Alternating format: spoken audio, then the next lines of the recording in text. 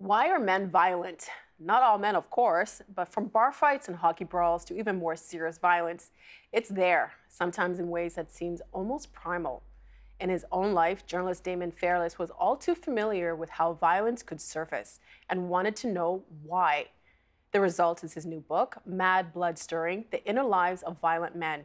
It's been called a travelogue through this dangerous territory, and he joins us now for more. Hi, Daemon. Hi, how are you? Nice to meet you. Nice to meet you too. The title of your book comes from William Shakespeare's Romeo and Juliet. Why that passage, and how is it appropriate to your subject? I chose Shakespeare because he's a far better writer than me.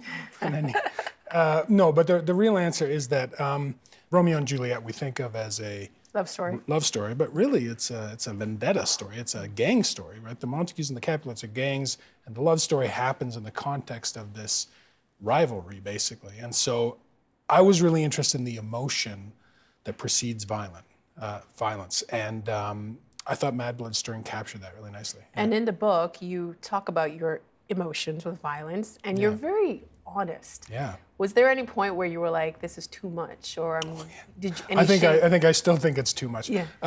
That honesty was really important to me because I think that for myself, I wrote the book. I wrote half the book, and it wasn't really about me. It was about the men I was talking to. It was about the research I was doing, and it was flat. It was missing something. And I've been in a few fights. I've been in a number of fights, and I started to realize I really need to talk about what's going inside my head if I'm going to understand the bigger picture of violence, because I think it is so often motivated by intense emotion that we don't talk about. And so I really felt like to understand myself and to really start exploring this territory, it needed real, frank honesty. And it was hard. It was really hard. I mean, you're very honest to the point where I was kind of uncomfortable reading it. Mm-hmm. In the first chapter, you describe this scene on the subway and this altercation you have with a guy on the subway. And then you describe yourself as a post-patriarchal man.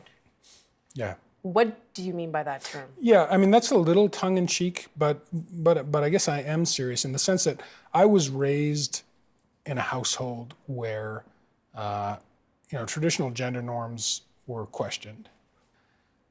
In a lot of ways, I think I've bucked a lot of the trends that the feminist movement was trying to buck, trying to get guys to be genuinely have a broader spectrum of emotion, to not be so caught up in being manly men.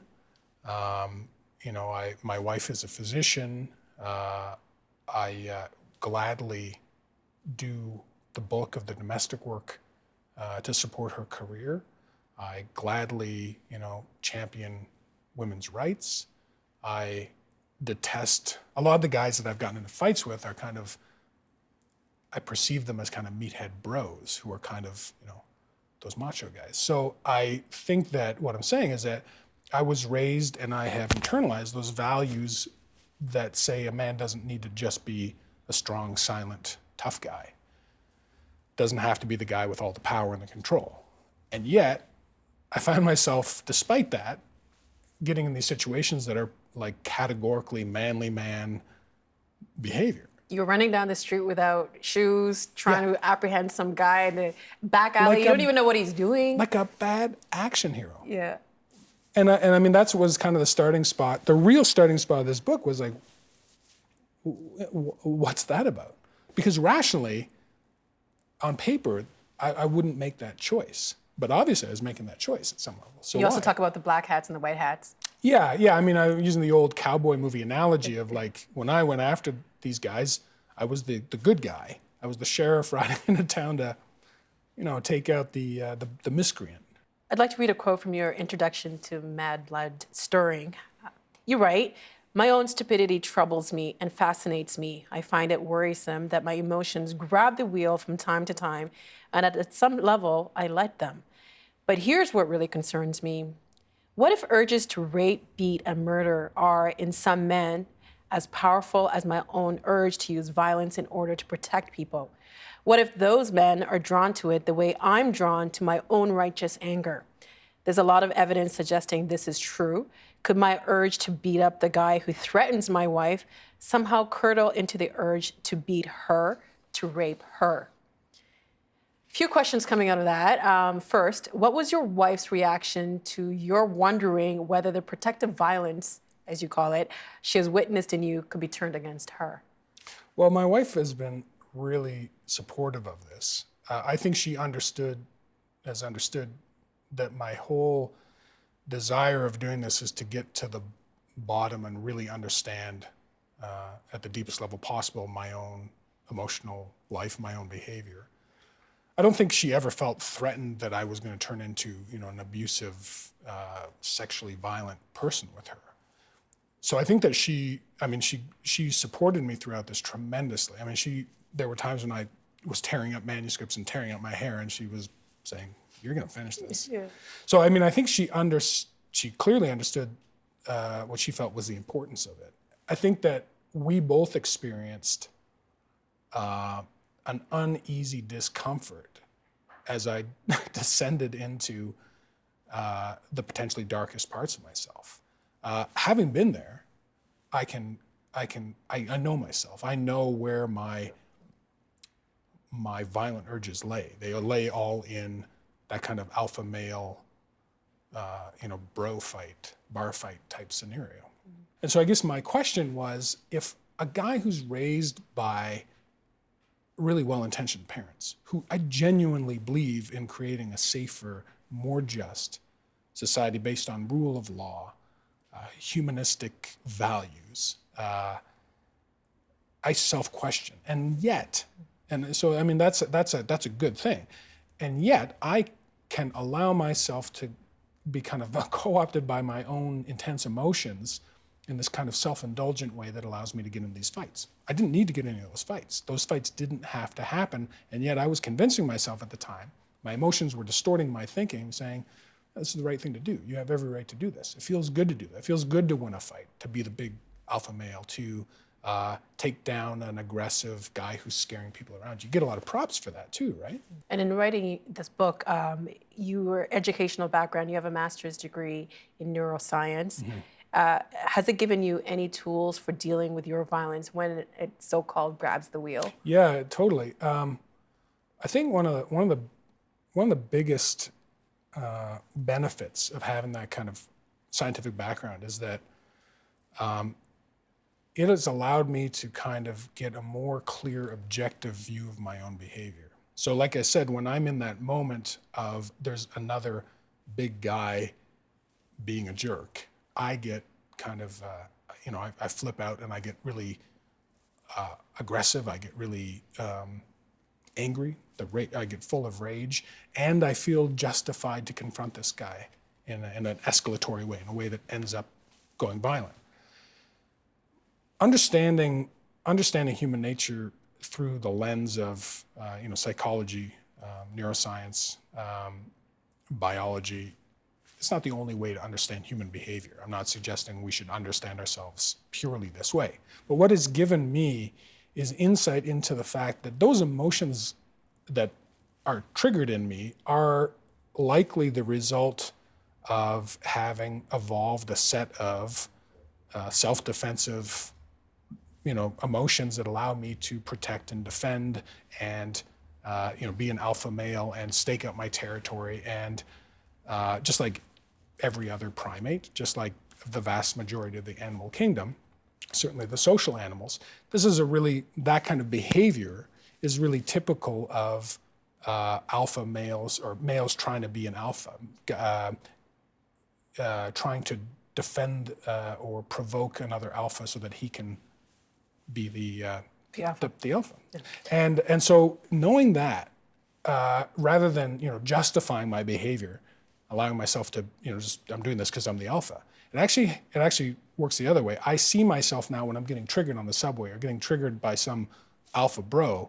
So I was like, these ancient emotions are co-opting my rational self that can actually solve this problem in a non-violent way. I'm allowing these old feelings, these ancient feelings to override my rational self. Yeah. But it's provided a little remove from between the emotion and the action. It's allowed me to see that there's other alternatives to my action. I want to read another passage from your book. Sure. You write, my younger brother, Michael, was allowed unrestricted access to all the pop culture indulgences I had pined for as a kid. G.I. Joe action figures, toy guns, television, action movies, and shoot-'em-up video games. All the cultural influences we assume contribute to violent attitudes. Yet when it comes to bloodlust, my brother is unquestionably more civilized than I am.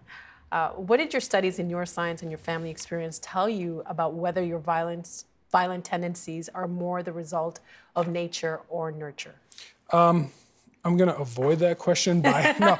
I'm going to answer that by saying that what was really important to me in this book was that I think the nature versus nurture debate is a bit of a false debate.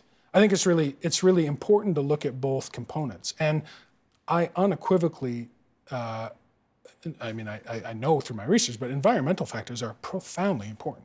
You know, if you look at like socioeconomic conditions, if you look at poverty and growing up with violence and growing up with abuse, these things there are major correlates to being violent later in life. However, the vast majority of people who are abused or grow up in harsh conditions don't end up, necessarily violent, and certainly not violent criminals. So there are other factors that when you just look at the environmental, it doesn't explain everything. When you just look at the biological, it certainly doesn't explain everything. So it's a either. combination of two. Yeah, I mean, I'd be lying if I said I understood how those combinations worked. Mm-hmm. I think that violence is such a complex human behavior. Like any complex human behavior that is not going to have a simple, pat explanation. And I think that by calling it more nature and nurture, it helps us get a little closer to understanding the complex web of things that result in this kind of behavior. You also write that we never quite escape the schoolyard. What did you mean by that? What I meant is, I think, when we're kids, before you enter adolescence at a time when one of the things that's going on is you're figuring out your social life. You're figuring out where you fit in, who your friends are, who's up here, who's down there. There's a ton of bullying and teasing.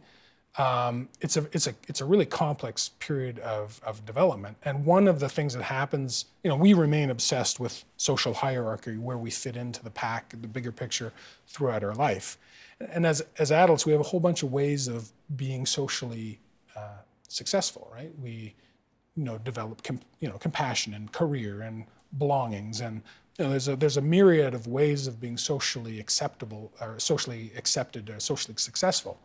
In the schoolyard, those things are there too. You've got the cool kicks, you've got nice clothes, or you're into this music and whatnot. But one of the things that comes up over and over again is that one of the ways to be socially dominant is through physical aggression.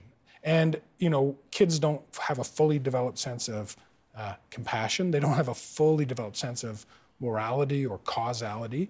And so it's a go-to tool for a lot of kids as they're experimenting with pack hierarchy, so to speak, right?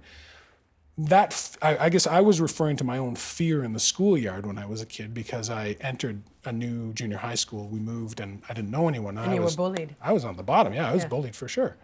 But then you became the bully. Or you ganged up on a kid. That's right. There's that passage. So there was an instance of, I remember coming across a kid who was being...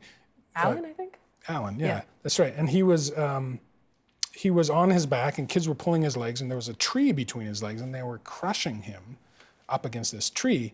And, I remember taking a turn pulling on his leg, and then having this insight, like, this is weird. This is not cool. And I think we all got that at that point. Mm-hmm. And Alan was crying. And I think everyone has had an experience where they at least witnessed that, and you think like, oh, that can happen to me.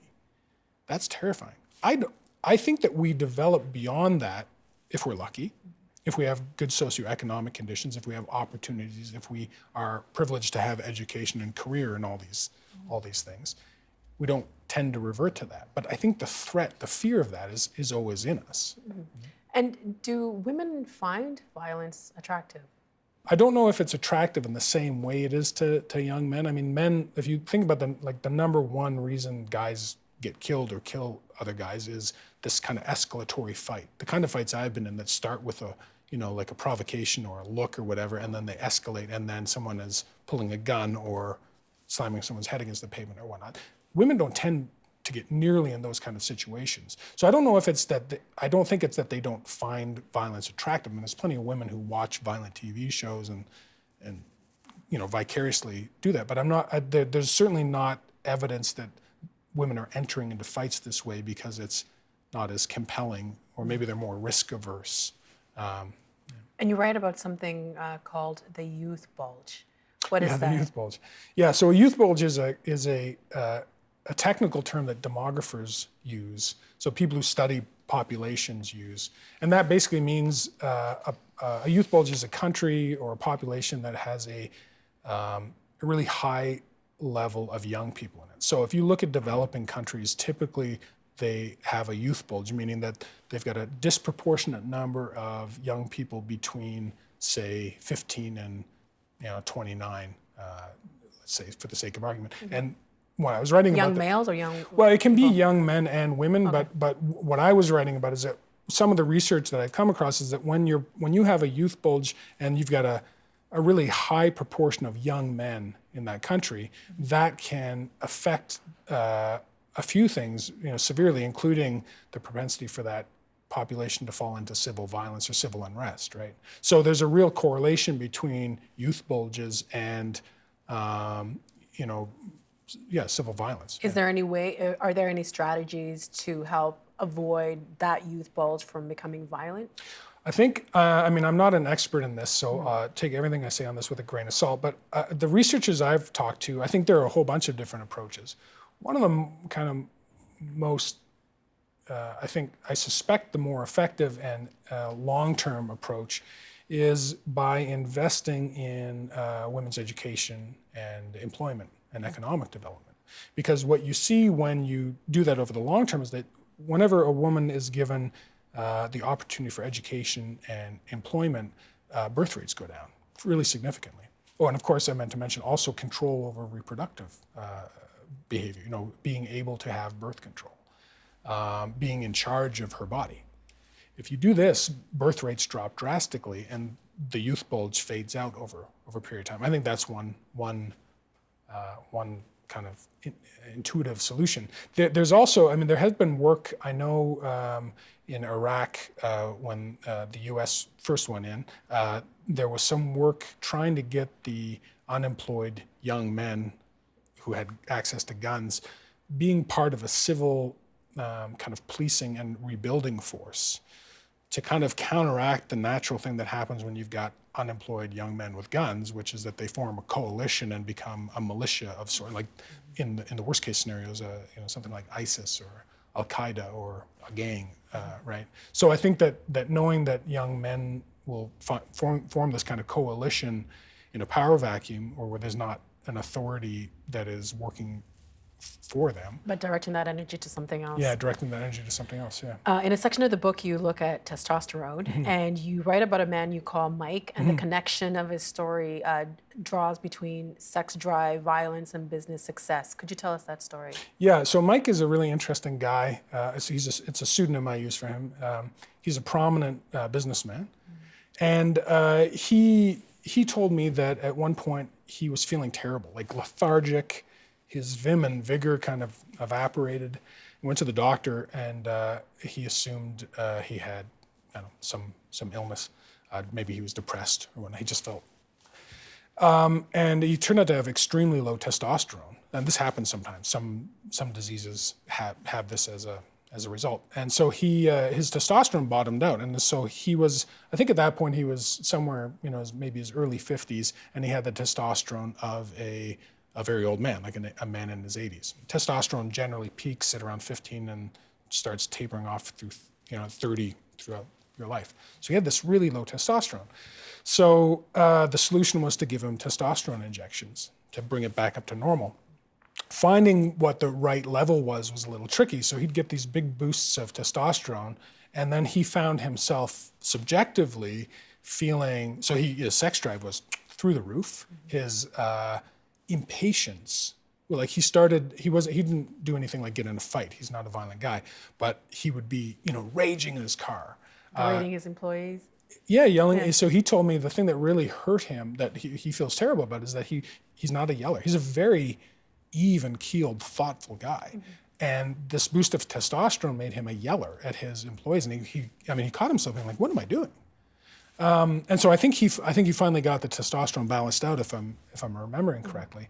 But testosterone it's a really interesting, complicated thing, and I think it often gets misunderstood as being something that causes aggression and violence in men, and it's not that straightforward. It's complex. It's really complex. Yeah, you can give testosterone injections to animals and they'll become violent. But if there's no evidence that suggests if you have testosterone injections, or if you naturally, men and women both vary naturally in their levels of testosterone, right? Yeah. But what about testosterone when it comes to men looking at women as body parts instead of as a complete person? Yeah, well, I mean, testosterone plays a big role in the sex drive. There's another guy I write about, Richard Wassersug, who I knew a little bit from grad school, and he developed prostate cancer and was on a drug that effectively made him not have testosterone. And he said that what was really interesting is that he went from doing what guys typically do to checking out a woman, checking out parts of her body, looking at her, he called it bum, he's checking out a woman's bum. And when the testosterone dissipated as a result of his medical treatment, he said that he started to perceive women totally differently. He would remember the color of their eyes as opposed to the shape of a particular body part. And he had this, the insight he had, he told me that he felt like he needed to go to all of the women that he worked with or knew and apologize for being a jerk, for being a pig, right? He wasn't, I think the women he worked with were like, dude, you're not that bad. You have not been a pig. But he recognized in himself this kind of hyper focus on the parts as opposed to the whole. And then when he went off the treatment, his sexuality, his sexual interest, and his way of seeing women changed. And he started checking out women's bums again. But he was aware of it. And I think that that's the really interesting thing, is that, I think that that's a fairly normal thing to do. It's being aware of it so that you're not making a woman feel like a piece of deli meat, right? And that was one of those moments where I thought, oh, this is really interesting, because you might be skewed to perceive the world in a particular way or to react emotionally in a particular way. But if you're aware of it, then you can change then that you have behavior. control over it. You have some control over it. We only have a few minutes left, and I have so many questions. But I'm interested. You spoke to so many people, so many men who had committed acts of violence and Horrible acts, yeah. horrible acts of violence. What do you think they got from speaking to you about what they had done? I think that there was, it's going to sound really strange, but a lot of them felt that they were, I think, contributing to understanding a part of themselves that they had never fully understood. And I think when I came to them and talked about my, fight lust that I had, they kind of were like, oh, you have that kind of thing too? You have a thing in you that pulls you in this direction that's not good?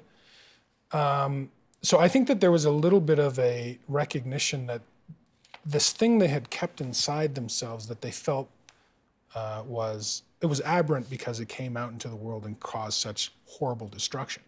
But that inside their inner life was something that they could actually talk about with someone else, I think was maybe a bit of a revelation. It was a revelation for me as well. In what way? Well, what I mean is that I didn't expect men to open up to me the way they did.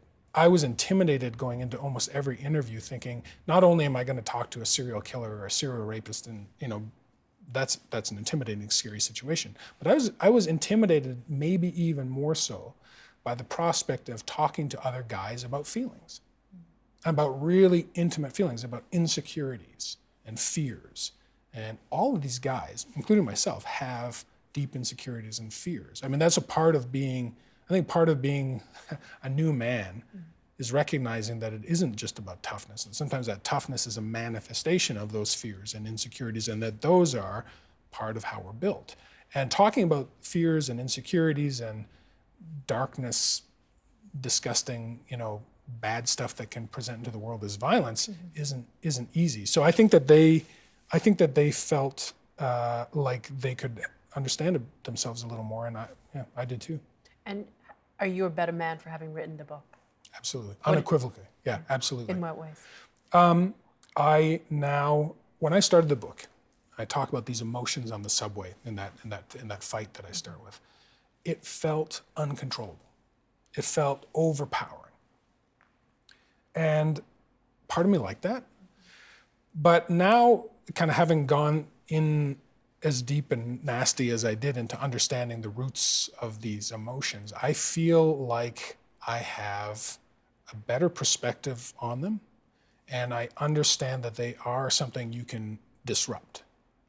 And every guy I talk to in there, with maybe the exception of the serial killer, I think has the capacity to disrupt those emotions. And I think that this book was a kind of conversation with myself and with these men, and out of that conversation came this, not just the moral imperative that, I need to control myself, but a little bit of like, well, how do I do that? I think if you know the inner workings of how something wells up inside of you, you can predict it and you can control it. It's not easy. I'm not saying it's an easy fix, but I haven't been in a fight since writing this book.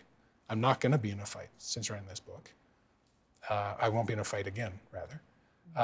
And I feel liberated from having to spend all my time thinking about aggression, Mm-hmm. Well, thank you, Daemon, for creating an opportunity for us to have this conversation that can be very uncomfortable, but it's very important. Thanks for having me. Thank you. The Agenda with Steve Bacon is brought to you by the Chartered Professional Accountants of Ontario, helping businesses stay on the right side of change with strategic thinking, insightful decisions, and business leadership. Are you on the right side of change? Ask an Ontario CPA.